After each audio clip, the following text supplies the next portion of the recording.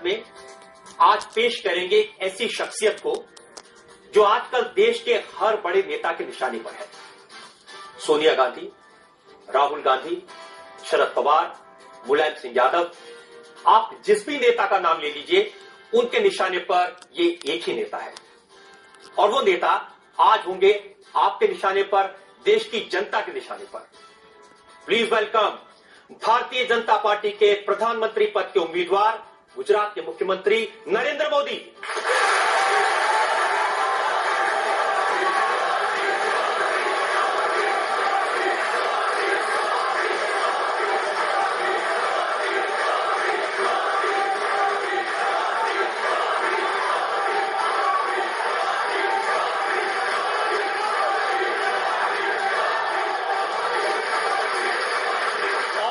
मोदी पर आज के इस खास मुकदमे के लिए हमारे जज हैं, जेएनयू के प्रोफेसर रह चुके विचारक, थिंकर डॉक्टर पुष्पेश पंत।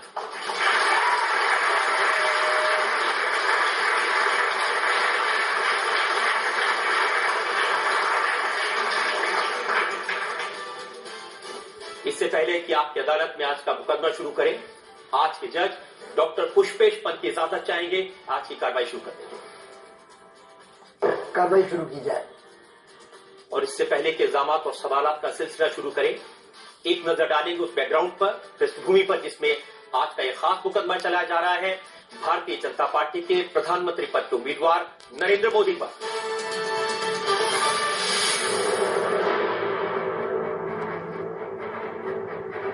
नरेंद्र दामोदर दास मोदी ने बचपन की रातें रेलवे स्टेशन पर चाय बेचते हुए गुजारी थी। आज वही चाय वाला बीजेपी की तरफ से प्रधानमंत्री पद का उम्मीदवार है।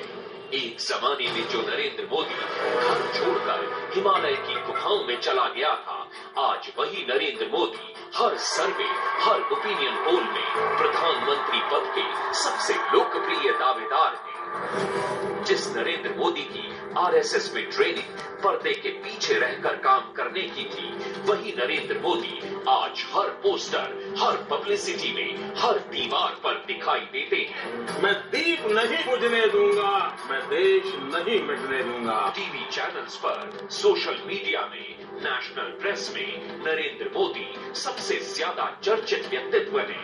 2002 तक जिस व्यक्ति ने न चुनाव लड़ा, न किसी पद पर रहा, वही नरेंद्र मोदी जब गुजरात के मुख्यमंत्री बने तो 3 बार पार्टी को चुनाव जितवाया और अब अपनी पॉपुलैरिटी के दम पर लोकसभा चुनाव में फ्रंट रनर बने हुए हैं। जिस नरेंद्र मोदी को 2 वक्त का खाना जुटाने में दिन रात एक करना पड़ता था, वो नरेंद्र मोदी एक ब्रांड बन गए हैं।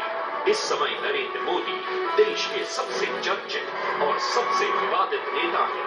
आपकी अदालत में नरेंद्र मोदी अपना मुकदमा खुद लड़ेंगे। तो मुकदमा शुरू होता है। आपकी अदालत में पहला इल्जाम नरेंद्र मोदी पर। आपकी अदालत में बीजेपी के प्रधानमंत्री पद के उम्मीदवार नरेंद्र मोदी पर आरोप है कि इन्होंने पब्लिसिटी करके अपनी हवा बनाई है। मोदी जी जो देश के बड़े बड़े नेता हैं, सोनिया जी, राहुल जी, चिदम्बरम जी, शरद पवार जी, सब परेशान हैं। जहां जाते हैं वो एक ही चीज उनको देखने को मिलती है, एक ही चीज सुनने को मिलती है, अब की बार मोदी सरकार।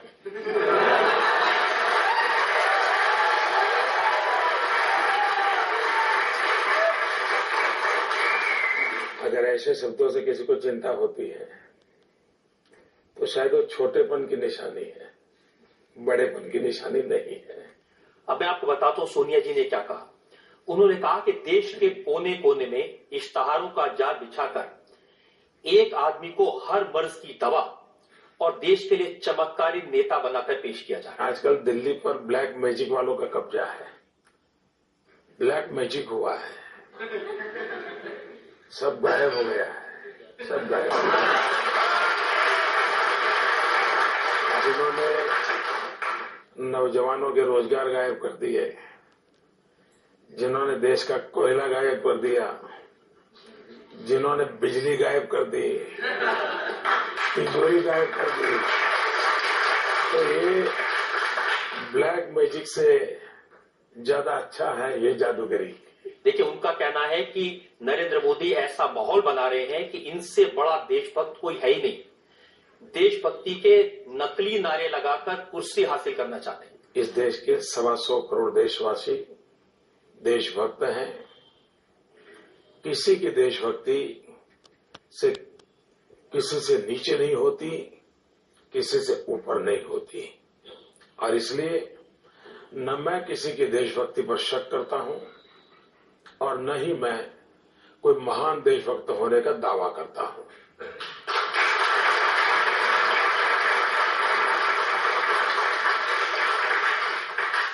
राहुल गांधी का कहना है कि बीजेपी कहती है देश को एक चौकीदार चाहिए। मैं कहता हूं देश को करोड़ों चौकीदार चाहिए। एक चौकीदार से क्या होगा?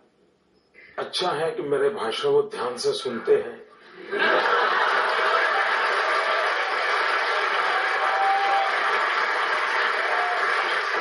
और उन्हें ये मालूम है कि अगर 125 करोड़ चौकीदार होंगे तो कहीं न कहीं अपने काम चल जाएगा। एक चौकीदार होगा तो बड़ा मुश्किल हो जाएगा, उनको मालूम है। और मुझे चिंता ये है कि जब 125 करोड़ चौकीदार होंगे तो जिन पर आदर्श घोटाले का आरोप है, करगिल की विधवाओं के मकान जिन्होंने ले लिए, क्या वे भी चौकीदार होंगे क्या? जिन पर आरोप है राजस्थान और हरियाणा के किसानों की जमीन हड़प ली, क्या वो भी 125 करोड़ में चौकीदार होंगे क्या? अगर ये है तो फिर तो लगता ऐसा है कि वो दूध की रखवाली बिल्ली को दे देंगे। देखिए, आपके नारे में, आपके पब्लिसिटी में, प्रोपेगेंडा में एक ही व्यक्ति है और उनका नारा है हर हाथ शक्ति, हर हाथ तरक्की, सबको साथ लेके चलो। रियलिटी तो है हर हाथ लूट, हर होठ झूठ।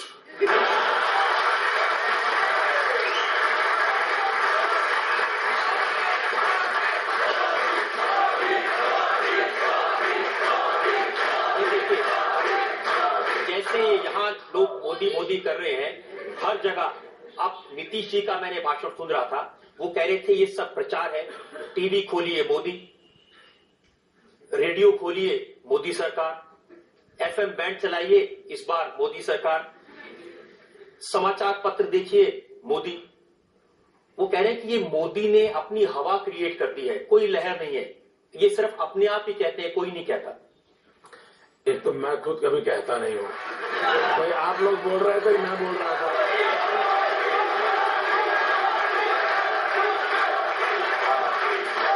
आपको किसी ने सिखाया है, आपको किसी ने बताया है, आप अपनी मर्जी से बोल रहे हो।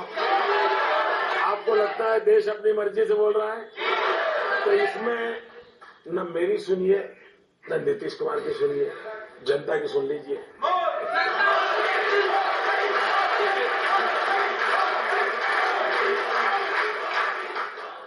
ये जो जनता के मोबाइल फोन है, जो मेरा भी मोबाइल फोन है, इसके ऊपर मैसेज आते हैं। और मैसेज क्या आता है ये मैं आपको सुनाता हूं, कैसे हवा बनती है।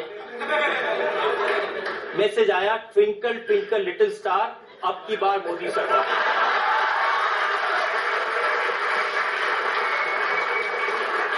मैसेज आया, राहुल गांधी ने खाई चॉकलेट बार, अब की बार मोदी सरकार। फिर मैसेज आया, पराठों के साथ खाओ अचार, अब की बार मोदी सरकार। और फिर किसने कहा, दिल का भंवर करे पुकार, अब की बार मोदी सरकार। और फिर पॉलिटिकल भेजा किसी ने, सोनिया जी ने मनमोहन जी से कहा, अब तो अपना मौन तोड़ दो सरकार। मनमोहन जी बोल पड़े, अब की बार मोदी सरकार। और एक अभी थोड़ी देर पहले मैसेज आया है, भाइयों मत मारो चांटा बार बार, मैं भी कहता हूं।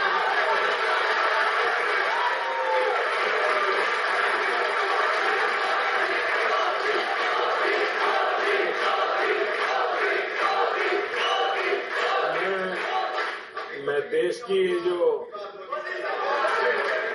जो देश की क्रिएटिव जनरेशन है, उनका अभिनंदन करता हूं और मैं मानता हूं कि अगर ये सोशल मीडिया न होता तो देश की क्रिएटिविटी का, देश की आवाज का पता ही नहीं चलता।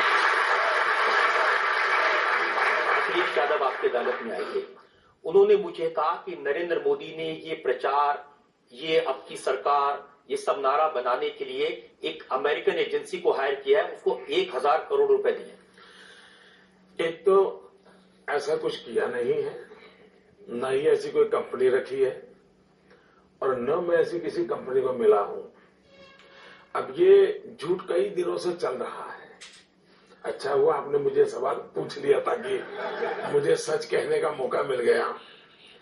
अगर सचमुच में 1000 करोड़ रुपए की कंपनी रखी होती तो शायद एक कंपनी वाली बात भी अखबार में नहीं छपती,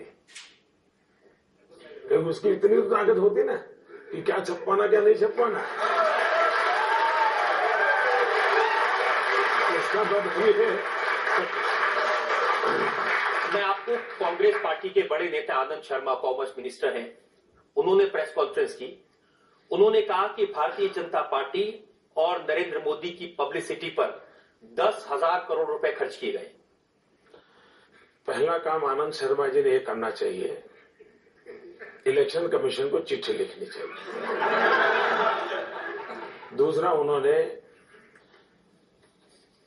एनफोर्समेंट डिपार्टमेंट होता है भारत सरकार को, उसको लिखना चाहिए कि 10,000 करोड़ आए कहां से, किसके पास आए, उसकी जांच करो।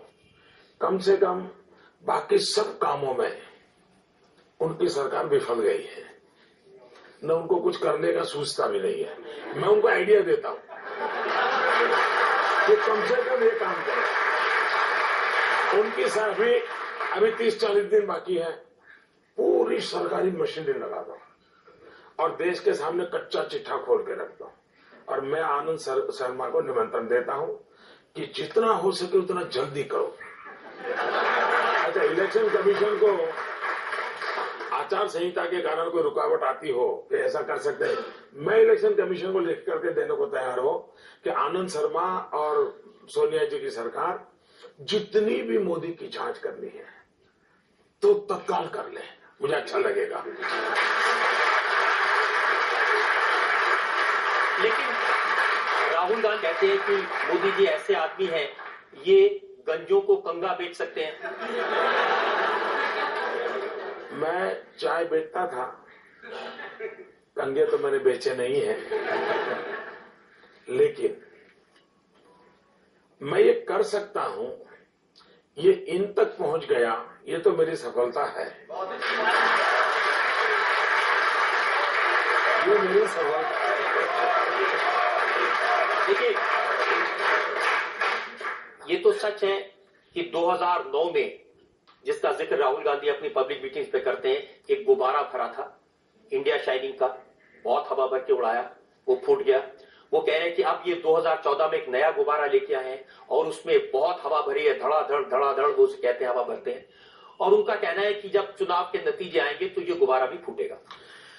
2002 में भी जब गुजरात का चुनाव था, कांग्रेस के मित्र यही कह रहे थे। 2007 में गुजरात का चुनाव हुआ, कांग्रेस के मित्र यही कहते थे।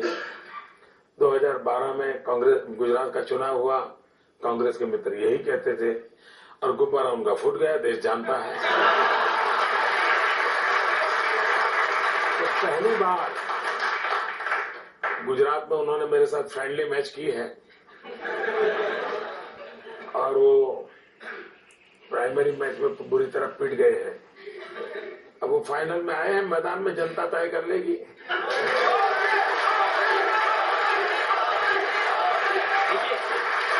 सोनिया जी का कमेंट मैंने देखा, वो पब्लिक मीटिंग में कह रही थी, ये ऐसे दिखा रहे हैं कि अब तक देश में कुछ हुआ ही नहीं और नरेंद्र मोदी आकर रातों रात कुछ कर देंगे। 21वीं सदी का ये पहला दशक, इतनी अच्छी अपॉर्चुनिटी थी देश को। अटल बिहारी वाजपेयी जी ने जहां छोड़ा था, पूरे विश्व को लगने लगा था कि अब हिंदुस्तान टेक ऑफ करेगा, देश आगे बढ़ेगा। ग्लोबलाइजेशन के इस युग में हिंदुस्तान एक ताकत के साथ खड़ा होगा, लेकिन अचानक टेक ऑफ करना छोड़ दीजिए, हम रनवे पर ही कोलैप्स कर गए और इसके कारण देश को गंभीर नुकसान हुआ है। और उस संदर्भ में हम कहते हैं कि जितनी संभावनाएं पड़ी थी, आप मुझे बताइए, आपने ऐसा कोई देश देखा है कि गेहूं विदेश भेजे और चपाती बाहर से मंगवाए? ऐसा कोई देखा है? हम आयरन और विदेश भेजते हैं और स्टील बाहर से मंगवाते हैं। अब इसको क्या कहेंगे? यह देश जिसके पास 20,000 मेगावाट बिजली के कारखाने बंद पड़े हैं, दूसरी तरफ कोयला की खदानें बंद पड़ी हैं। खदानें बंद क्यों पड़ी हैं? तो फाइल खो गई है। सुप्रीम कोर्ट में जाकर के दिल्ली सरकार कहती है फाइल खो गई है। अब मुझे लगता है उनके लिए फाइल खो गई है, देश के लिए लाइफ खो गई है। और इसके कारण अगर वो कोयला होता तो 20,000 मेगावाट बिजली के कारखाने चलते, बिजली मिलती तो छोटे मोटे उद्योग चलते, छोटे मोटे अगर उद्योग चलते तो नौजवानों को रोजगार मिलता, देश का जीडीपी आज जो गिर गया है वो नहीं गिरता। ये जब सारी बातें हम उठाते हैं तो उनके मन में सवाल उठा है। और देखिए, उनको प्रॉब्लम ये नहीं है कि उन्होंने काम किया कि नहीं किया, उनका प्रॉब्लम ये है हम 4-4 पीढ़ी से देश चलाते हैं, 60 साल से इस देश पर हमारा कब्जा है, और एक चाय वाला हमें ललकारता है, ये उनको सहन नहीं हो रहा है। ये लोकतंत्र है, छोटे से छोटा बच्चा भी शासक को सवाल पूछ सकता है। इनको सवाल सुनने की आदत नहीं है। परेशानी इस बात की है, कि ये चाय वाला प्रधानमंत्री बनने की कोशिश कर रहा है। पहली बात है,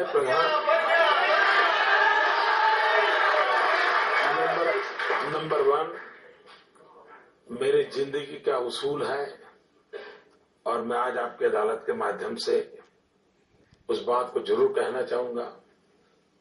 मैं वो इंसान हूं जिसने इस मिनट तक कभी कुछ बनने का सपना नहीं देखा है, और मैं भी नौजवानों को कहता हूं, कभी भी बनने के सपने मत देखो।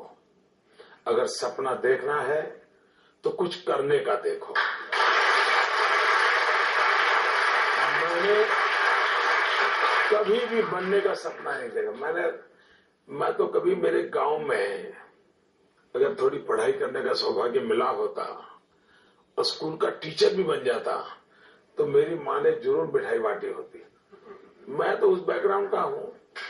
ये तो लोकतंत्र है, 125 करोड़ देशवासियों के आशीर्वाद है जो व्यक्ति का भविष्य तय करते हैं। लोकतंत्र में कोई व्यक्ति अपनी डिजाइन नहीं बना सकता है, अपना भविष्य तय नहीं कर सकता है। और अभी भी मैं कहता हूं, इस पल भी करने के सपने बहुत है, बनने का सपना एक भी नहीं है।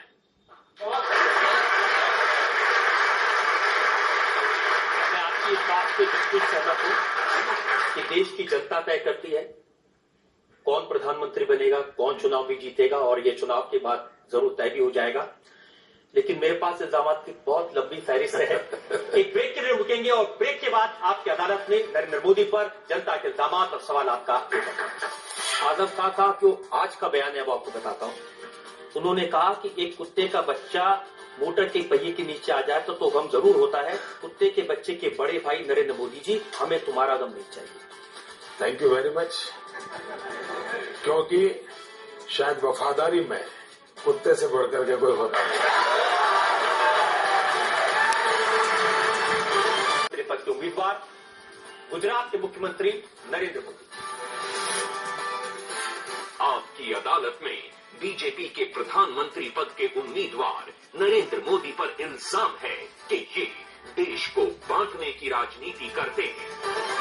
12 साल से आप पर इल्जाम लग रहे हैं, बहुत लंबी रिसर्च है, लेकिन मैं वो पूछ रहा हूं जो आजकल ताजा ताजा इल्जाम लग रहे हैं आपके ऊपर। राहुल गांधी ने आज ही कहा नरेंद्र मोदी पीएम बनना चाहता है, इसके लिए वो कुछ भी करेगा, वो टुकड़े टुकड़े कर देगा, एक को दूसरे से लड़ा देगा। मैं समझता हूं ये टुकड़े टुकड़े वाला मामला है, ये उत्तर प्रदेश से लाए हैं वो। उन्हीं के पार्टी का ये एमपी का उम्मीदवार है, शायद ये टुकड़े टुकड़े वाला मामला नहीं, उन्होंने तो कहा था, इमरान कुरैशी ने तो कहा था कि नरेंद्र मोदी यूपी में आएंगे तो बोटी बोटी काट देंगे। हाँ, वो बोटी बोटी टुकड़े टुकड़े होता है। तो शायद वो उन्हीं के इन्फ्लुएंस में बोलते होंगे। कांग्रेस के इतिहास की तरफ देखें, अब देश को तय करना है कि उनके टैप रिकॉर्ड सुनने हैं कि उनका ट्रैक रिकॉर्ड देखना है। ट्रैक रिकॉर्ड क्या कहता है? इस देश में सबसे पहले शासन किसके हाथ में आया? कांग्रेस के हाथ में। भारत के टुकड़े किसने किए? उन्होंने किए। वंदे मातरम, उसके टुकड़े किसने किए? हमारे देश में जातिवाद का जहर किसने फैलाया? 1857 का स्वतंत्र संग्राम इस देश का हिंदू और मुसलमान कंधे से कंधा मिलाकर लड़ा था। देश आजाद होते ही ये तनाव, ये बिखराव किसने पैदा किया? और इसलिए जो पाप डिविजिव कांग्रेस है, इतना ही नहीं, वो इतने नीचे गए, देश को कैसे तोड़ा जाता है। जो 2 दिन से डिबेट चल रही है, और मैं फौजियों की इंटरव्यू जब टीवी पे देख रहा था इन दिनों, उनकी पीड़ा में सहम अनुभव करता था। भारत सरकार ने पहली बार फौज में ये पूछा कि आपके यहां हिंदू कितने हैं, मुसलमान कितने हैं। ये हमारा सद्भाग्य है कि फौज ने इनकार किया कि फौज में सब हिंदुस्तानी होते हैं या हिंदू और मुसलमान की गिनती नहीं होगी। मना कर दिया। ये जरा अपने गरिबान में देखें, डिविजिव पॉलिटिक्स कौन करता है, देश के टुकड़े कौन कर रहा है। हम तो, जब मैं गुजरात गया, पहली बार राजनीति में टर्मिनोलॉजी शुरू हुई है, जब तो काफी लोग उपयोग करते हैं। मैं गुजरात में एक ही भाषा बोलता था 2001-2 में जब गया। मेरे 5 करोड़ गुजराती, आज भी मुझे सुनते होंगे तो मैं 125 करोड़ हिंदुस्तानी वही से बोलता हूं। ये भाई, जिकना भाई, फलाना भाई, ये पूरी टर्मिनोलॉजी को खत्म करने का मैंने प्रयास किया है, और धीरे धीरे हर एक राज्य के मुखिया अपने राज्य की पूरी पॉपुलेशन बोलते हैं। अब मैं आपको उदाहरण देता हूं, आपने कांग्रेस की काफी धुलाई कर दी। उमर अब्दुल्ला जो मुख्यमंत्री है जम्मू कश्मीर के, उनकी बात आपको बताता हूं, और बड़ा उन्होंने गंभीर चार्ज लगाया।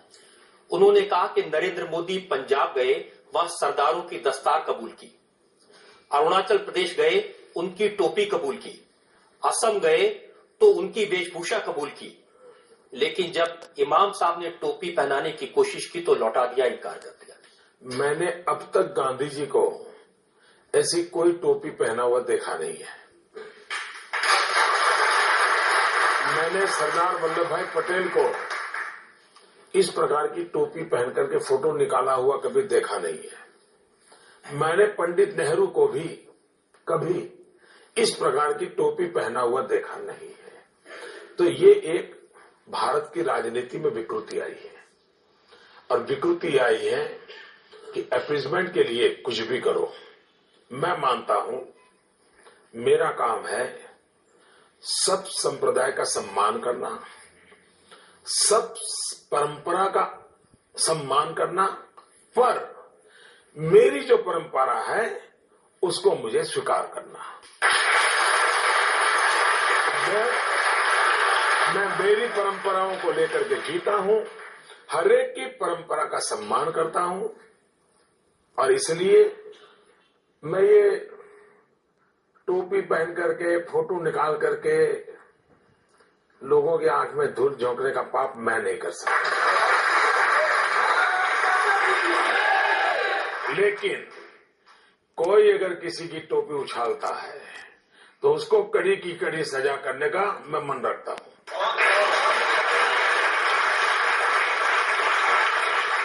वो टोपी किसी भी संप्रदाय की क्यों न हो, वो पगड़ी किसी परंपरा की क्यों न हो, उसको अगर कोई उछालता है तो उछालने वाले पर कड़ी से कड़ी सजा हो, ये जिम्मा शासन में बैठे हुए व्यक्ति का होता है और उसमें मैं प्रतिबद्ध हूं। लेकिन मोदी जी, नीतीश जी ने एक बार कहा था, जब आप सार्वजनिक जीवन में होते हैं, पब्लिक लाइफ में होते हैं, तो कभी तिलक लगाना पड़ता है, कभी टोपी पहननी पड़ती है, दूसरों की भावनाओं का ध्यान रखना पड़ता है। उनको लगता है कि ऐसा करने से भावनाएं संभल जाती है, वो ये करे। मुझे लगता है कि उनके बच्चों को शिक्षा मिलनी चाहिए, उनके हाथ में भले कुरान हो, उनके हाथ में कंप्यूटर भी होना चाहिए। ये मेरी सोच है, तो उनकी सोच उनको मुबारक, मेरी सोच मुझे मुबारक। देखिए, आपकी सोच का और आपके शब्दों के चयन का क्या हाल होता है, उसका मैं आपको उदाहरण देता हूं। आजम खान साहब उत्तर प्रदेश की सरकार में मंत्री हैं। उन्होंने कहा, आजादी के 60 वर्ष बाद कहा गया कि हम आदमी नहीं हैं, कुत्ते के पिल्ले हैं। जिसने कहा हो उसने गलत किया। कौन है वो ऐसा कहने वाला? ये आपने कहा था। मैं कभी ऐसा न सोच सकता हूं, न मैं बोल सकता हूं। देखिए, वो एक इंटरव्यू मेरे पास में है जो आपने दिया था। उस इंटरव्यू में आपने कहा, ये मैं बता देता हूं, हमारे यहाँ देखिए हेडलाइन छपी हुई है, जी जी, हम इंसान हैं, कुत्ते का बच्चा भी कार के नीचे आ जाए तो दुख होता है। हाँ, लेकिन उसमें किसी को कहाँ कहा है मैंने?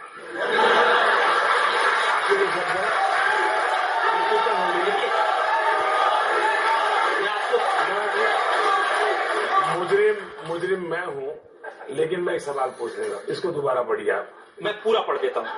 ऊपर वाला पहले पढ़ लीजिए। ऊपर तो है, हम इंसान हैं, कुत्ते का बच्चा भी कार के नीचे आ जाए तो दुख होता है। ये तो हमारे यहाँ, लेकिन आप पूरी बात तो सुनने दीजिए ना। मैं आपको पूरी बात आपसे पूछा गया सवाल 2002 में जो हुआ उस पर आपको अफसोस है, तो आपने कहा भारत का सुप्रीम कोर्ट दुनिया में अच्छी अदालत के तौर पर जाना जाता है। इसकी रिपोर्ट में मुझे पूरी तरह क्लीन चिट दी गई। इससे अलग एक बात, ये कोई भी व्यक्ति जो कार ड्राइव कर रहा हो और हम पीछे बैठे हो, कुत्ते का एक छोटा बच्चा पहिए के नीचे आ जाए तो दुख होगा कि नहीं? जरूर दुख होगा। मैं मुख्यमंत्री हूं या नहीं, लेकिन मैं एक इंसान हूं। हमारे देश में ऐसा कहते हैं कोई भी, अरे भाई चींटी मर जाए तो भी पीड़ा होती है, चींटी मर जाए तो भी पीड़ा होती है। ये आपकी संवेदना की तीव्रता को व्यक्त करने के लिए मुहावरे होते हैं। उसको अगर कोई ये कहे कि आपने इंसान को चींटी कह दिया, तो मैं समझता हूं इस प्रकार का इंटरप्रिटेशन करने वालों का प्रॉब्लम है। दूसरा, जिसने मेरा इंटरव्यू लिया था, जब हिंदुस्तान के कुछ मीडिया के मित्रों ने उसको उछाल दिया, जिसने इंटरव्यू लिया था वो विदेशी होने के बावजूद भी उसने ट्वीट किया कि मोदी ने ना ऐसा कहा है, न हमने ऐसा समझा है, ये गलत इंटरप्रिटेशन हो रहा है। यानी इंटरव्यू लेने वाला एक फॉरेनर भी मेरी संवेदना को समझ पाया। लेकिन जो न्यूज ट्रेडर्स हैं, मैं मीडिया की बात नहीं कर रहा हूं। मीडिया तो बहुत अच्छा है, मीडिया की ताकत बहुत महत्वपूर्ण है, इसलिए मुझे मीडिया के खिलाफ कुछ नहीं कहना है। लेकिन जो न्यूज ट्रेडर्स है, ये न्यूज ट्रेडर के लिए माल बेचने के लिए काम आता है, तो क्यों करते हैं? लेकिन आजम खान का जो आज का बयान है वो आपको बताता हूं। उन्होंने कहा कि एक कुत्ते का बच्चा मोटर के पहिए के नीचे आ जाए तो गम जरूर होता है, हमें तुम्हारा गम नहीं चाहिए। बड़े भाई, कुत्ते के बच्चे के बड़े भाई नरेंद्र मोदी जी, हमें तुम्हारा गम नहीं चाहिए। Thank you very much. क्योंकि शायद वफादारी में कुत्ते से बढ़कर के कोई होता नहीं।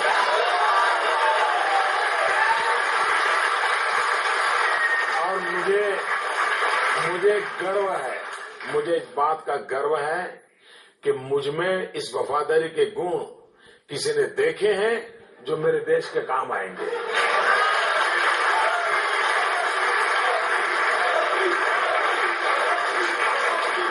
लेकिन एक सच ये है कि भारत के प्रधानमंत्री ने, मनमोहन सिंह जी ने, उन्होंने कहा कि अगर नरेंद्र मोदी देश का प्रधानमंत्री बन गया तो देश के लिए डिजास्टर्स होगा।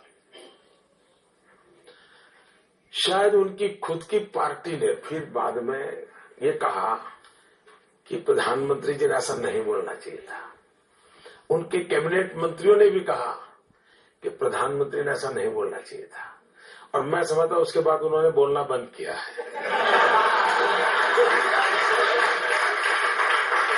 उन्होंने तो लोगों को याद दिलाया था कि अहमदाबाद की सड़कों पर कत्लेआम हुआ जिस आदमी के राज में, उसका अगर प्रधानमंत्री पद मिल गया तो देश के लिए नुकसान हो जाएगा। उनको ये भी याद रहना चाहिए था कि 2002 के सितंबर में अक्षरधाम पर हमला हुआ, मंदिर के अंदर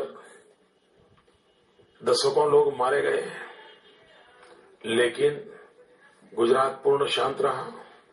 उनको ये भी पता होना चाहिए कि गुजरात में सीरियस बम ब्लास्ट हुए थे, काफी लोग मारे गए थे, अस्पताल में लोग मारे गए थे, उसके बाद भी गुजरात शांत रहा। जहां गुजरात में क्रिकेट के मैच पर दंगे होते थे, जहां गुजरात में पतंग चगाने में दंगे होते थे, वो गुजरात आज 12 साल हो गया कर्फ्यू किस चीज को कहते हैं वहां के बच्चों को मालूम नहीं है। ये शांति, और आज गुजरात ने जो विकास किया है, प्रगति की है, उसका मूल कारण है गुजरात की शांति, गुजरात की एकता, गुजरात का भाईचारा, गुजरात की सद्भावना। वही हमारी सबसे बड़ी पूंजी है जिसके आधार पर गुजरात आगे बढ़ा है। देश भी अगर देश को आगे बढ़ना है तो शांति, एकता, भाईचारा, सद्भावना, इन गुणों को जितना हम बढ़ावा देंगे, देश को आगे बढ़ाने में एक बहुत बड़ा कैटलिक एजेंट का वो रोल प्ले करेगा। मैं आपकी ये बात मान लेता हूं और आपके विरोधी भी इस बात को मानते हैं कि 12 साल से गुजरात में दंगे नहीं हुए, लेकिन जब उत्तर प्रदेश के मुख्यमंत्री अखिलेश यादव आपकी अदालत में आए तो उन्होंने कहा कि मुजफ्फरनगर में जो दंगे हुए थे वो मोदी ने करवाए थे। मैं नहीं जानता हूं कि उनको रात को नींद आती है कि नहीं आती है, क्योंकि वो काफी परेशान है। अभी तो मैं 5-6 बार उत्तर प्रदेश गया हूं, तो उनकी मुसीबत में समझ सकता हूं, और इसलिए उनको दिन में भी मोदी याद आते हैं, रात में भी मोदी आते हैं। वो शेर की चर्चा करते हैं तब उनको मोदी याद आते हैं, वो लैपटॉप की चर्चा करते हैं तो भी उनको मोदी याद आते हैं, तब उनको वो हर जगह पे मोदी दिखते हैं, तो उनकी कठिनाई है। हम जनता से पूछते हैं जो लोग सवाल पूछना चाहते हैं, एक एक करके। सर, मैं सर से जानना चाहती हूँ कि यदि सर की सरकार बनती है तो जो क्रिश्चियन भाई हैं हमारे, क्या उनको ये विश्वास दिला सकते हैं कि उनके चर्च तोड़े नहीं जाएंगे? ऐसा तो कभी हुआ नहीं, कभी सुना नहीं हमने। जलाए नहीं जाएंगे सर? ऐसा न सुना है न कभी हमने। नहीं, वो एक आश्वासन चाहते हैं, शायद उनके मन की सेफ्टी का आश्वासन चाहते हैं। मैं आपको बताता हूँ, एक तो ऐसा मैंने कहीं सुना नहीं है, नंबर 1। नंबर 2, गुजरात के अंदर दुनिया की सबसे छोटी माइक्रो माइनॉरिटी है पारसी। उन पारसी का उदवाड़ा में तीर्थ क्षेत्र है। हमारी सरकार आने के बाद उसको ग्लोबली, और मैंने तो कहा ये रिलीजियस हार्मनी का वर्ल्ड कैपिटल बन सकता है, ऐसा बनाने में मैं लगा हुआ हूं। पारसी का स्थान है, और इसलिए भारत के जहन में नहीं है। भारत के हजारों वर्ष का इतिहास देखिए, कभी तलवार लेकर के किसी के धर्म पर आक्रमण नहीं किया है। हमारा देश ऐसा है जो कहता है इसका भगवान, उसका भगवान, उसका भगवान, ये हमारी सोच नहीं है। हमारे देश की सोच है ईश्वर एक है और उसे प्राप्त करने के रास्ते अलग अलग है, और सभी रास्ते ईश्वर के पास ले जाते हैं। और इसलिए कोई ऊंचा है, कोई नीचा है, ये चाहिए या नहीं चाहिए, भारत का संविधान इसके लिए किसी को सहमति नहीं देता है। हमारे यहां संप्रदायवाद नहीं चल सकता है। हम धार्मिक लोग हो सकते हैं, सांप्रदायिक जुनून हमारे देश में कतई नहीं चल सकता है। और इसलिए भारतीय जनता पार्टी का ये मोटो रहा है, सर्व पंथ समभाव। सभी पंथों के प्रति समभाव होना चाहिए। इसलिए मैं इस देश के सभी नागरिकों को कहता हूं, आप आश्वस्त रहिए। इस जातिवाद का जहर, इस संप्रदाय का जुनून भारत की प्रगति को रोकता है और ये हम नहीं होने देंगे। मोदी जी, आपने क्रिश्चियंस को, पारसियों को भरोसा दिलाया, क्या देश के मुसलमानों को भी ऐसा ही भरोसा दिला सकते हैं? इस देश का कोई भी व्यक्ति, भारत मां का कोई भी लाल, उसको वो सारे अधिकार हैं जो नरेंद्र मोदी को है। किसी को आपसे डरने की जरूरत नहीं है। कुछ लोगों को तो डरना पड़ेगा। देश को लूटने वाले, उनको डरना पड़ेगा। अन्याय करने वालों को डरना पड़ेगा। और मैं ये बात कहने से डरता नहीं हूं।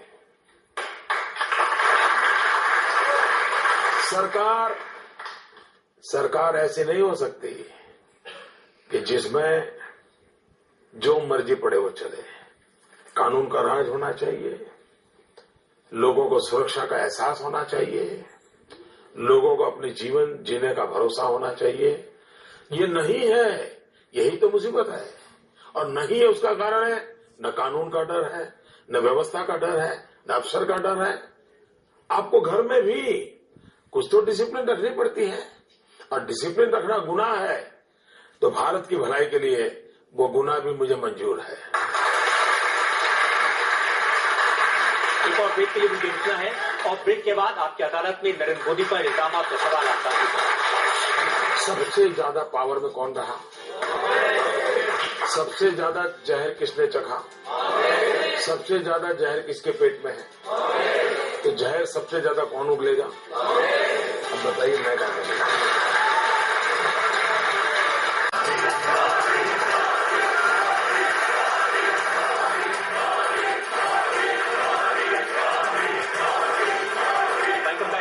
आपकी अदालत में आज हम मुकदमा चला रहे हैं, सवाल पूछ रहे हैं, सफाई मांग रहे हैं नरेंद्र मोदी से। आपकी अदालत में अगला।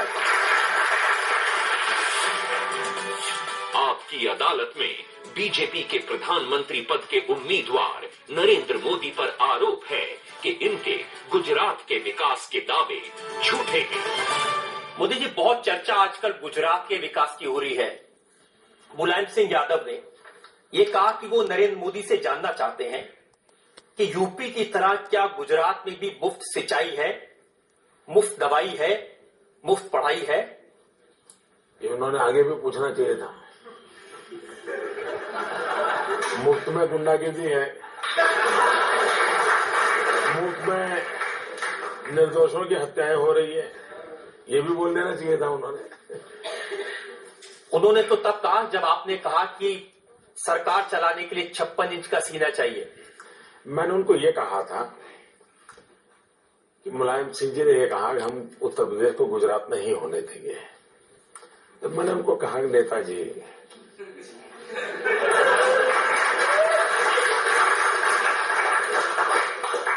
गुजरात बनाने के लिए 56 इंच का सीना लगता है। और फिर मैंने आगे कहा था, गुजरात बनाने का मतलब होता है 24 घंटे 365 दिन बिजली। गुजरात बनाने का मतलब होता है कि गुजरात में अधिकतम घरों में नल से पीने का पानी। गुजरात बनाने का मतलब होता है 99% गांवों में पक्की सड़क। ये होता है। तो मैंने कहा इसके लिए आप में दम नहीं है।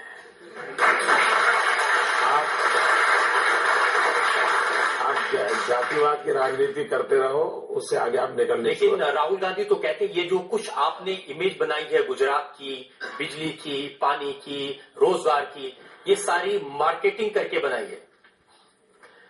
चलिए, मानो मैं दिल्ली में आके मार्केटिंग करूं, बंगाल में जाके मार्केटिंग करूं, असम में जाके करूं तो थोड़ी देर मान सकता हूं, लेकिन गुजरात की जनता के सामने तो मार्केटिंग नहीं चलता ना, उसको तो सामने दिखता है ना। मैं कहूं कि मैंने रोड बनाया और रोड नहीं है तो गुजरात की जनता के गले उतरेगा? नहीं उतरेगा ना। मैं कहूं कि मैंने खेती में काम किया तो गुजरात की जनता को नहीं, झूठ बोल रहा है मोदी।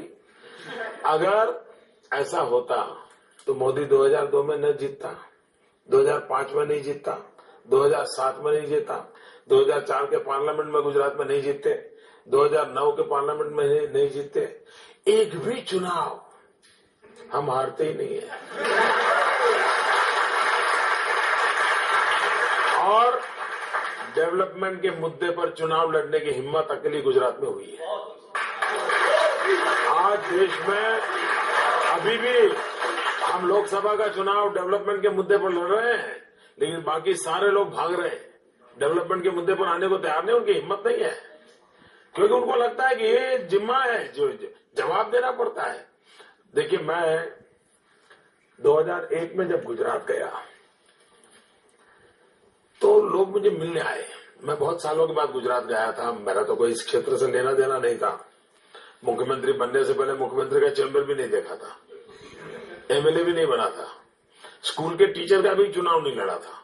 तो मेरा तो मैं नया था, सीख रहा था, लोग मुझे मिलने आते थे, बोले मोदी जी कुछ करो या ना करो, कम से कम शाम को खाना खाते समय बिजली मिले, इतना तो करो। मतलब उस समय गुजरात में शाम को भी भोजन के समय बिजली नहीं मिलती थी। आज 24 घंटे 365 दिन बिजली मिलती है। ये बात मार्केटिंग से नहीं होती है। उसके घर में स्विच ऑन करे और जब बल्ब जलता है तो फिर उसको लगता है यार मोदी सही बोल रहा है। लेकिन ये भी तो सच है कि गुजरात के प्रमोशन के लिए, मार्केटिंग के लिए आप अमिताभ बच्चन को ले आए। ये बात सही है। वो अमिताभ बच्चन जो कांग्रेस के साथ जुड़े थे, वो अमिताभ बच्चन जो समाजवादी पार्टी के साथ जुड़े थे। देखिए, मोदी में औरों में फर्क क्या है? फर्क यही है, वो मुलायम सिंह के बहुत निकट रहे, उत्तर प्रदेश के रहे, उत्तर प्रदेश के प्रति उनका प्रेम भी है। लेकिन मुलायम सिंह जी ने उनसे क्या काम लिया? उन्होंने काम लिया यूपी है दम, जुल्म है कम, ये किया। तो उनकी गाड़ी चली नहीं। अमिताभ बच्चन का उपयोग क्या करना चाहिए, इसके लिए समझ चाहिए। मैंने क्या उपयोग किया?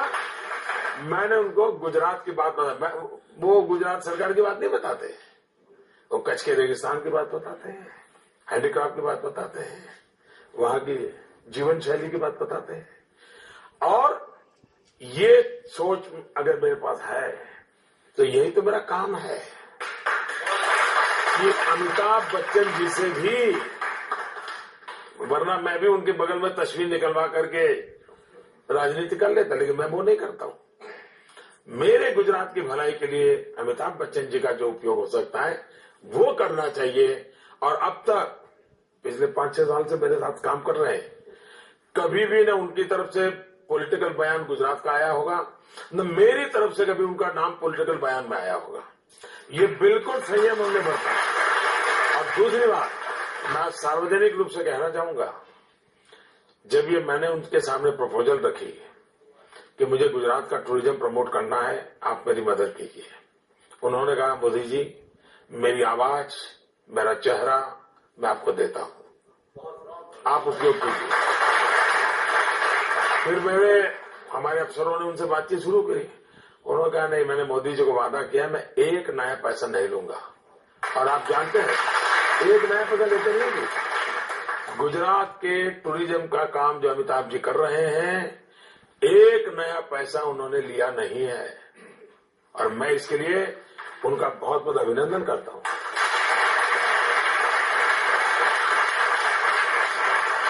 हम तो सोचते थे वो बहुत पैसा कमा रहे होंगे गुजरात सरकार से। यही तो मैं, देखिए मैं पक्का अहमदाबादी हूं। हम जो अहमदाबादी लोगों के लिए ऐसी पहचान है, हम सिंगल फेयर डबल जर्नी वाले हैं। हम जल्दी रुपयों पे किसी को देते रहिए। तो वैसे भी हमारा स्वभाव, और अमिताभ जी को लगा भाई मोदी जी की अगर नहीं देते हैं तो फिर ये बात बार बार क्यों आते हैं कि उद्योगपतियों को आपने सस्ती जमीन दे दी, टाटा को दे दिया, अडानी को दे दिया, अंबानी को दे दिया। बताता हूँ, ये सारे आरोप राजनीति से प्रेरित है। हमारे कांग्रेस के मित्र तो जैसे वो 10,000 करोड़ वाला लाए थे, इसमें भी कुछ आरोप लगाते हैं। मैं ये कहता हूँ, ये भारत सरकार सोई हुई है क्या? क्या उसका जिम्मा नहीं है कि कोई मुख्यमंत्री ऐसी बदमाशी करता है उसको ठीक करे? कोई स्टेट ऐसी बदमाशी कर रहा है, क्यों नहीं कर रही जी? इसलिए इसका मतलब या तो उनमें ये भी दम नहीं है। दूसरा, गुजरात स्टेट के संबंध में सुप्रीम कोर्ट का एक बहुत बड़ा महत्वपूर्ण रिमार्क है। सुप्रीम कोर्ट ने कहा है कि जमीन देने के संबंध में और जमीन संपादन करने के संबंध में गुजरात की पॉलिसी इतनी उत्तम है, देश के अन्य राज्यों ने उस मॉडल को स्वीकार करना चाहिए। सुप्रीम कोर्ट का कहना है। ये जो झूठ चल रहा है ना, नैनो को जमीन दी, नैनो को 1 इंच जमीन सरकार ने नहीं दी है। 1 इंच जमीन किसान से लेकर के नहीं दी है। तो आपको ये लग रहा है कि किसान से छीन करके दे दिया? वही अरे इनको कुछ मालूम ही नहीं जी, कुछ भी बोलते हो, वरना सुप्रीम कोर्ट तो मेरी बात क्यों मानती जी? दूसरी बात है, मार्केट रेट से ज्यादा पैसों से हमने जमीन दी है।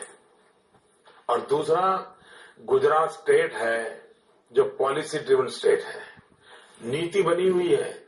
आप भी कोई जाएंगे तो उसको भी वही लाभ मिलेगा जो हिंदुस्तान का सबसे बड़ा अमीर जाएगा उसको भी मिलेगा। लेकिन राहुल गांधी कहते हैं कि गुजरात की कोई बात इसलिए सामने नहीं आती क्योंकि वहां पर आरटीआई नहीं है, सबसे बड़ा अधिकार जो उन्होंने दिया देश की जनता को। ये जो दिन रात वो कहते रहते हमने ये कानून दिया, ये कानून दिया, ये कानून दिया, जरा ये तो जवाब दो कि आपका कानून कश्मीर में लागू होता है क्या? क्या आरटीआई एक्ट कश्मीर में लागू हुआ है क्या? एंटी करप्शन एक्ट कश्मीर में लागू हुआ है क्या? राइट टू एजुकेशन कश्मीर में लागू हुआ है क्या? जरा पहले अपने गरीबान में देखो, फिर औरों पर कीचड़ उड़ाओ। दूसरी बात है, गुजरात में आरटीआई है, गुजरात में आरटीआई के अंदर फुल फ्लेज काम चल रहा है, और गुजरात आरटीआई के खिलाफ अभी तक एक भी शिकायत आई नहीं। जो जातिकरण राजनीतिक है, इससे हम कब बाहर आएंगे? जब तक हम इसी में उलझे रहेंगे हमारा देश विकास नहीं कर सकता। जातिवाद का जहर ये समाज को तोड़ता है। किसी जाति का गौरव होना वो बुरी चीज नहीं है, वो कभी कभी ताकत देती है, लेकिन जातिवाद का जहर जो है, जो नफरत पैदा करता है, उससे किसी का भी भला नहीं होता है, और हमें देश को उससे बचाना होगा। लेकिन सोनिया जी तो कहती हैं आप जहर की खेती कर रहे हैं। देखिए, जयपुर के अंदर करीब जून जुलाई महीने में, लास्ट जून जुलाई में कांग्रेस पार्टी का अधिवेशन था। उसमें राहुल गांधी जी का राज्यारोहण होना था, उनको उपाध्यक्ष घोषित करना था, तो काफी पूरे देश में बड़ा माहौल बनाया गया था। उस दिन राहुल गांधी ने जो भाषण किया, आपके पास पुराने क्लिपिंग होगा तो दिखा देना बाद में, उसमें उन्होंने कहा कि मैं आज सुबह जल्दी जल्दी उठ करके मम्मी के कमरे में गया था, मम्मी की आंख में आंसू थे, और मम्मी ने कहा कि बेटा, पावर इज पॉइजन, सत्ता एक जहर होती है। ये उन्होंने पब्लिक को सुनाया था। अब मुझे बताइए भैया, सबसे ज्यादा पावर में कौन रहा? सबसे ज्यादा जहर किसने चखा? सबसे ज्यादा जहर किसके पेट में है? तो जहर सबसे ज्यादा कौन उगलेगा? अब बताइए मैं क्या करूं?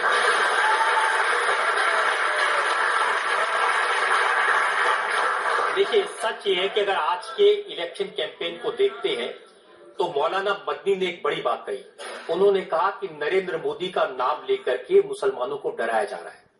आप एकता की बात कर रहे हैं, लेकिन आपके नाम से देश टूट सकता है।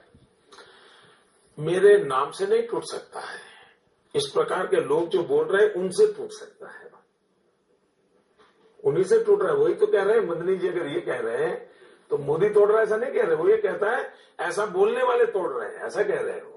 वो कह रहे हैं कि नरेंद्र मोदी का नाम लेकर के मुसलमानों को डराया जा सकता है। तो मोदी में ऐसा क्या है कि मुसलमान डरते हैं उससे? गुजरात में हमारा अनुभव है कि मोदी का नाम लेने से डरते नहीं है, और ज्यादा उत्साहित होते हैं, काम करने में लग जाते हैं।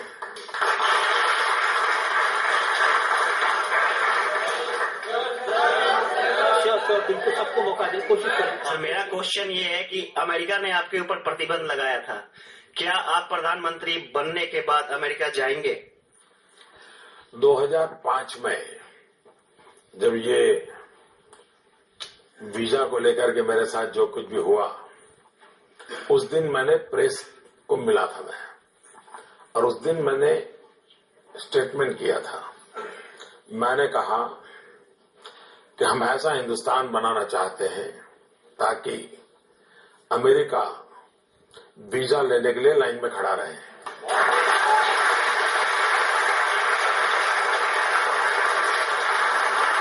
अमेरिका की अध्यक्ष नैन्सी पाल आपको एक बार मिलने आई और उनकी छुट्टी हो गई।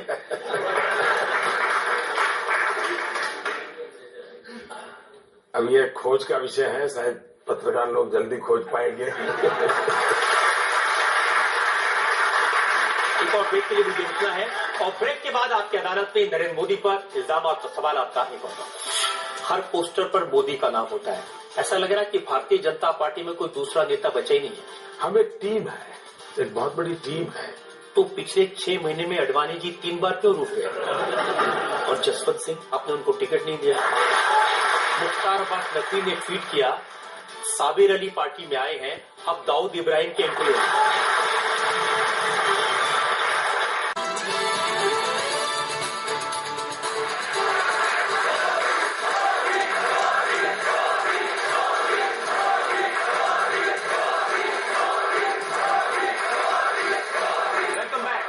आपकी अदालत में आज इल्जाम और सवाल आपके घेरे में है।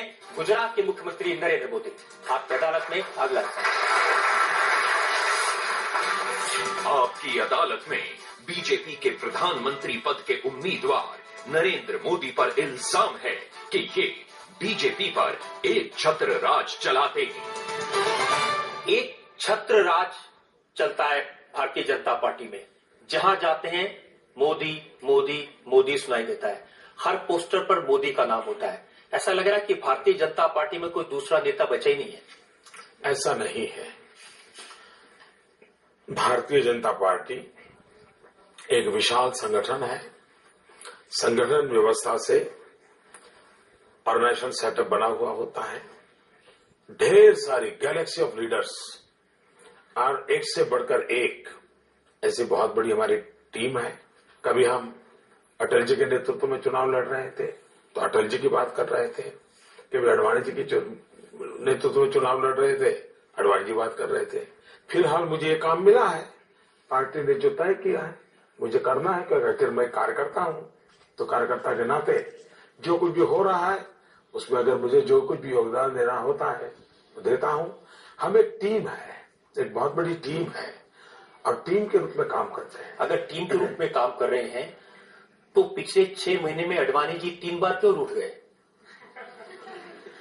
मैं नहीं मानता हूं कि वो रिठे हैं। और वो देखिए, मैं आपको 3 उदाहरण बताता हूं। जब नरेंद्र मोदी को चुनाव प्रचार समिति का कन्वीनर बनाया गया गोवा में, अडवाणी जी रूठे, उनको सब लोग मनाने गए उनके घर पे।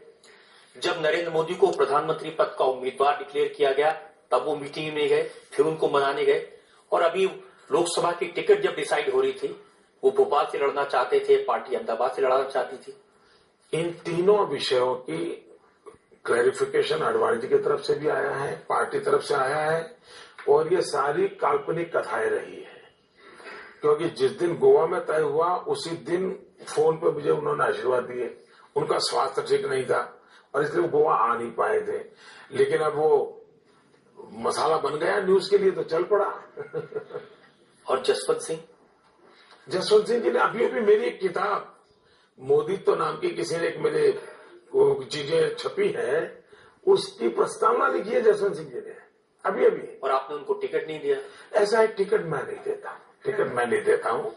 स्टेट इलेक्शन कमेटी अपना रिकमेंडेशन भेजती है, सेंट्रल इलेक्शन कमेटी करती है, और उनके बेटे को अभी अभी असेंबली में चुनाव लड़वाया, जिताया है। जसवंत सिंह जी के बेटे उसी बार में लोकसभा क्षेत्र से एमएलए है, तो ऐसा नहीं है कि कोई उनके प्रति कोई नकारात्मक भाव था। अब उनके लेकिन ये बात सही है, आखिरकार देखिए भाजपा में लाखों कार्यकर्ता है, अब टिकट तो 500 लोगों को मिलने वाला है, तो थोड़ा बहुत तो राजी नाराजी की संभावना हर जगह पर ज्यादा हो रही है कि राहुल गांधी को भी चिंता है। आज ही का मैं उनका भाषण सुन रहा था, वो कह रहे थे कि बड़े बड़े नेता अडवाणी जी हैं, जसवंत सिंह जी थे, नरेंद्र मोदी ने सबको किनारे लगा दिया। पहली बात यह है कि जो लोग हैं वे वो लोग हैं जिन्होंने मोदी को उंगली पकड़ के चलाया है,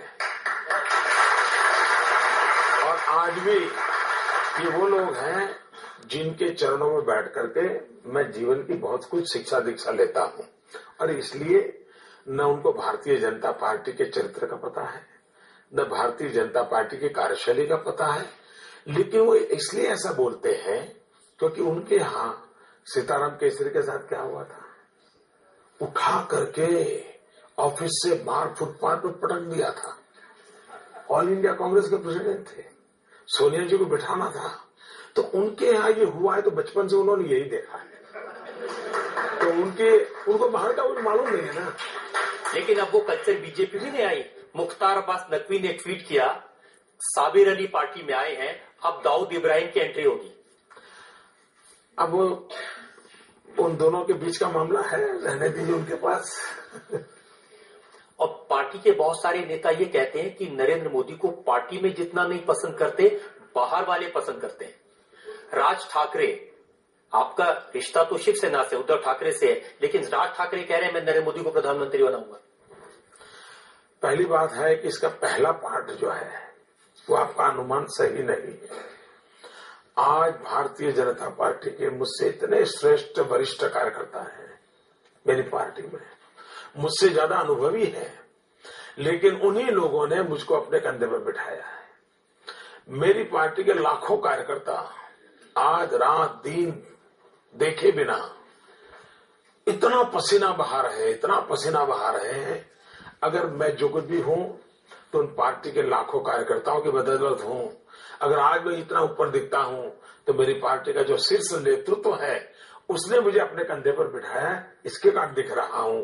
इसलिए मेरी पार्टी में कोई मेरे साथ नहीं है, ये मैं सोच भी नहीं सकता हूं। वो सब हैं, इसलिए तो मैं यहां दिख रहा हूं। अगर वो न होते तो मैं धरती पर भी कहीं नजर नहीं आता। तो रियलिटी ये है। दूसरी बात है,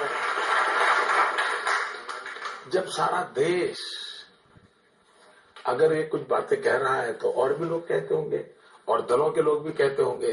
कुमार विश्वास, मैंने सुना कि वो आपकी तारीफ में कविताएं पढ़ते रहे हैं और कहते हैं कि नरेंद्र मोदी मुझसे बात करते थे। ये बात सही है, मैं तो बात सबसे करता हूँ। ज्यादातर लोग ये चलाते हैं कि मोदी किसी से बात नहीं करते, कम से कम वो सच तो बोला कि मैं बात करता हूँ।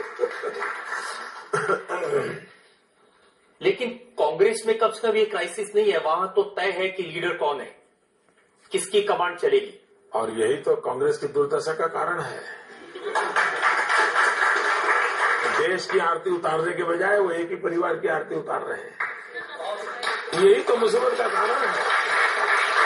मनमोहन सिंह जी ने ये कहा कि Rahul Gandhi has outstanding credentials to become prime minister, और मैं उनके नेतृत्व में काम करने को तैयार हूं। आपकी पार्टी में किसी बड़े नेता ने यह कहा कि मैं आपके नेतृत्व में काम करने को तैयार? इसका कारण है कि मैं कहता हूं कि मैं सबके नेतृत्व में काम कर रहा हूं।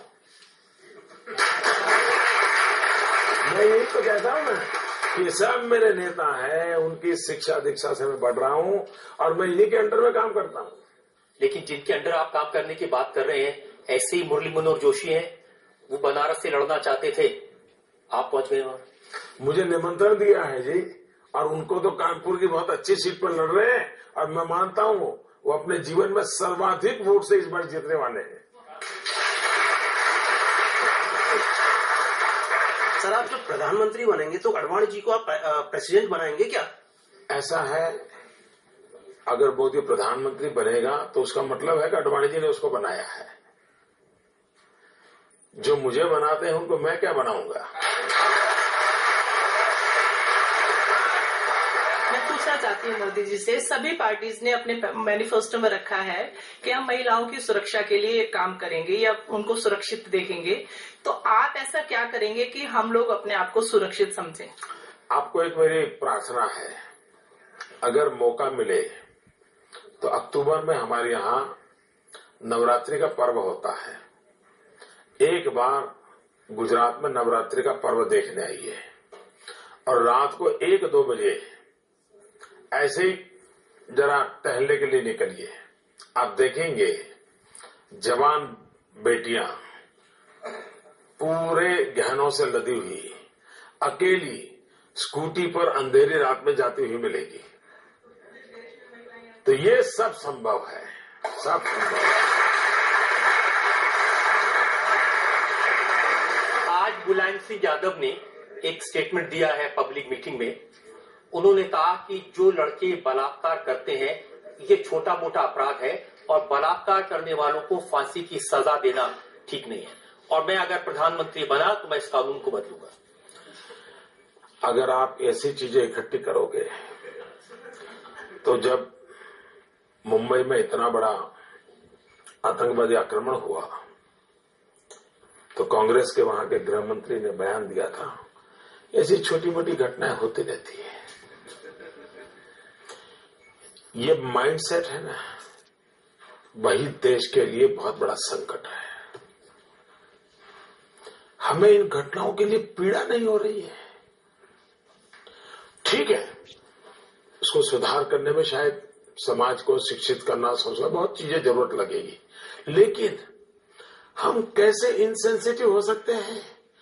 पल भर के लिए सोचिए, आप ही वो बालिका है जिस पर ये जुल्म हुआ है, तो क्या आप ये सोचेंगे कि छोटी मोटी घटना हो गई? एक बार सोच लीजिए, आप खुद एक बालिका है, या ये सोच लीजिए आपकी अपनी बेटी है और उस पर जुल्म हुआ है, और तब आपका रूप देखिए, आपको क्या विचार आता है। भारत की हर बेटी हमारी अपनी बेटी है। 21वीं सदी, सुशिक्षित समाज, और ये क्या हम सुन रहे हैं? ये मन को परेशान करने वाली चीजें हैं। और उसमें भी एक घाव पर एसिड छिड़कने का काम ये नेताओं की नासमझी से होती है, तब बहुत पीड़ा होती है। मैं इसका राजनीतिक जवाब देना नहीं चाहता हूं, मुझे बहुत पीड़ा होती है। मैं कोई पॉलिटिकल स्कोर नहीं चाहता इसमें। मैं भगवान से प्रार्थना करता हूं, कम से कम ईश्वर हमें ऐसी बुद्धि न दे, ऐसी बुद्धि न दे। एक और ब्रेक के लिए रुकेंगे और ब्रेक के बाद आपकी अदालत ने नरेंद्र मोदी पर जनता के इल्जाम और सवाल काटने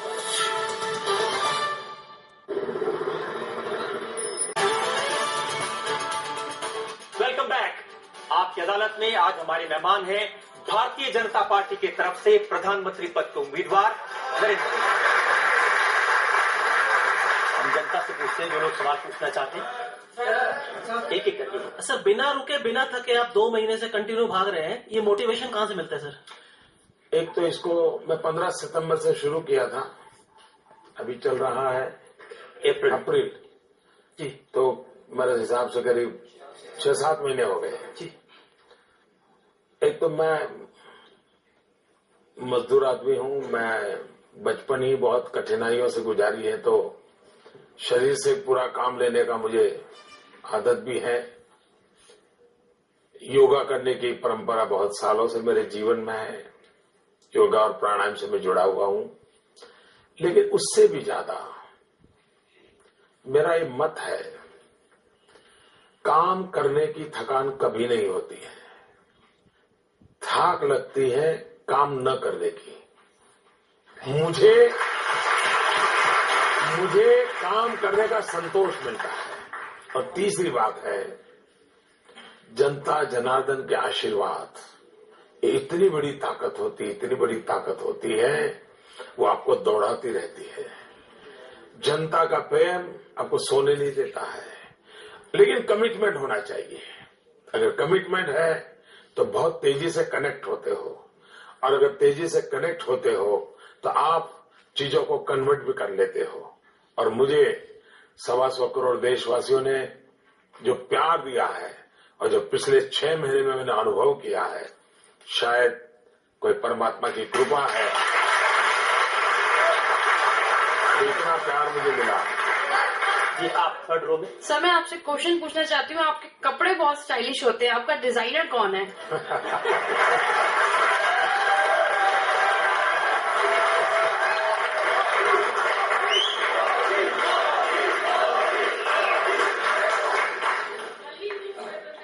देखिए, ऐसा है कि मैं अब इस ऐसी जगह पे पहुंचा हूं तो भांति भांति की बातें होती हैं, लेकिन मैं रियलिटी बताऊं। मैं बहुत छोटी आयु में घर छोड़ दिया, तो एक छोटे से झोले में ही मेरा सामान रहता था। मैं करीब 40-45 साल से परिव्राजक के नाते घूम रहा हूं, और करीब 40 साल मैंने भिक्षा मांग करके खाया है। मैं लोगों के घर में भिक्षा मांग करके खाता था। अब मेरा सामान कम रहे और कपड़े खुद धोता था, तो कपड़े धोने में ज्यादा तकलीफ नहीं, तो मैंने क्या किया, मेरा एक कुर्ता था लंबी स्लीव वाला, तो मुझे लगा कि ये जगह ज्यादा लेता है, धोने में मेरा टाइम जाता है और बैग में, तो मैंने खुद ने काट दिया और उसमें से मेरा हाफ स्लीव बन गया। और ये कई 25-30 साल से मैं ऐसे ही कपड़े पहनता हूं। दूसरी बात है, ये बात सही है कि मुझे ढंग से रहना, साफ सुथरा रहना, थोड़ी कलर कॉम्बिनेशन की ईश्वर ने कमाल दी है, तो मैं अपने तरीके से कर रहा हूं। लेकिन चूंकि परमात्मा ने मुझे कुछ दिया है, हर चीज में मैं ठीक फिट बैठ जाता हूं।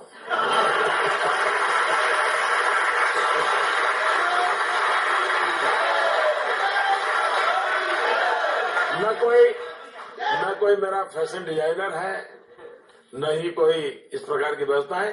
जरूर टेलर तो लगता है, तो टेलर के वो बनाता है और वही मेरी गाड़ी चलती है।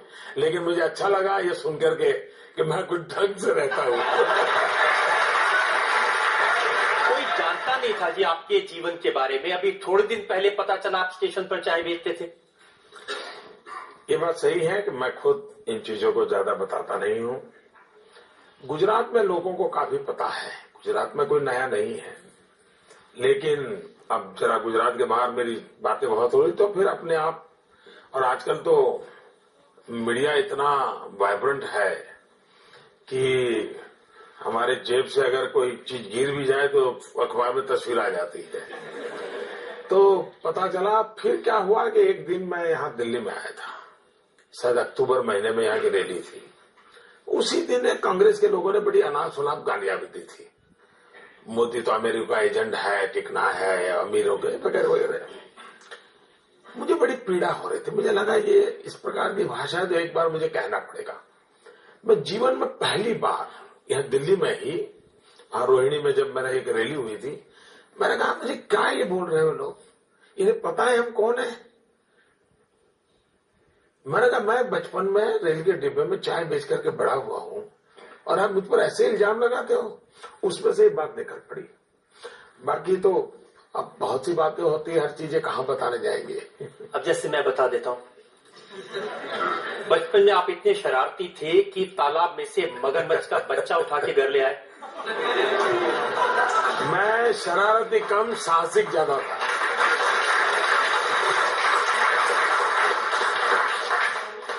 हमारी बात सही है कि थोड़ा मेरे गांव में बहुत बड़ा तालाब है और मुझे तैरने का, पानी में रहने का और कपड़े धोने जाता था, तो काफी कुछ।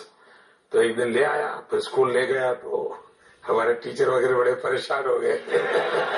लेकिन कुछ आश्चर्य नहीं लगता कि जो चाय बेचता था स्टेशन पे, जो घर छोड़ के भिक्षा मांग के खाना खाता था, आज वो नरेंद्र मोदी ब्रांड बन गया।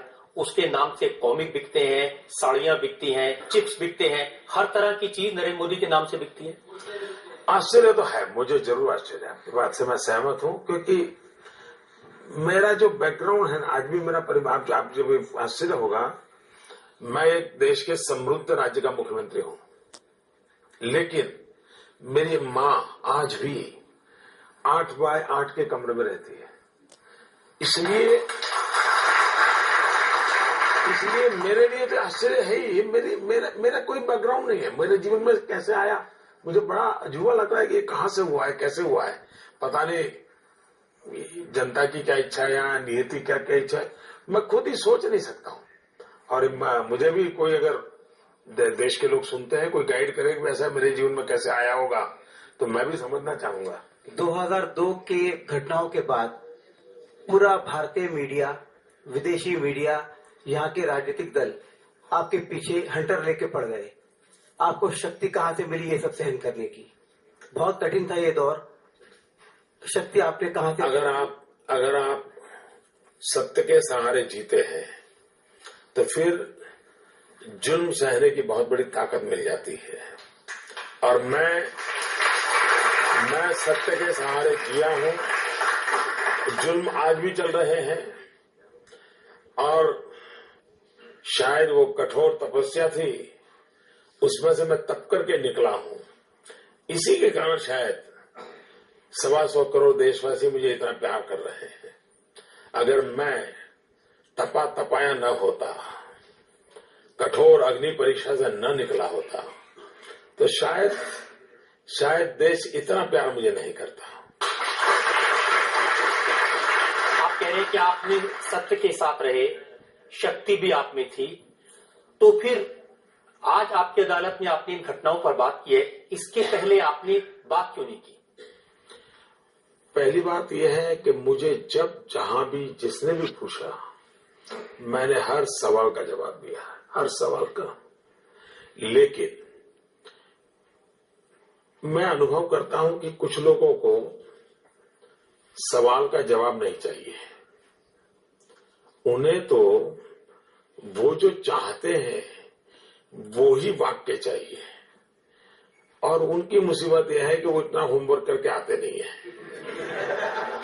इसलिए फिर मेरे से ज्यादा सवाल करते नहीं है। वो तो एक ही बात चाहते हैं कि नरेंद्र मोदी माफी मांग लें। मैं तो दिन रात, हर पल, हर कदम, मैं सुबह उठता हूं तो भी पृथ्वी माता की माफी मांग करके पैर रखता हूं जी। मैं कौन होता हूं? मैं तो बालक हूं जी, ये दिव्य सृष्टि का। मोदी जी, आज हमने आपसे हर तरह के सवाल पूछे, वो सवाल जो हमेशा लोग आपसे पूछना चाहते हैं, जनता आपसे पूछना चाहती है, और आपने हर सवाल का बड़ी बेबाकी से जवाब दिया, किसी को टालने की कोशिश नहीं की।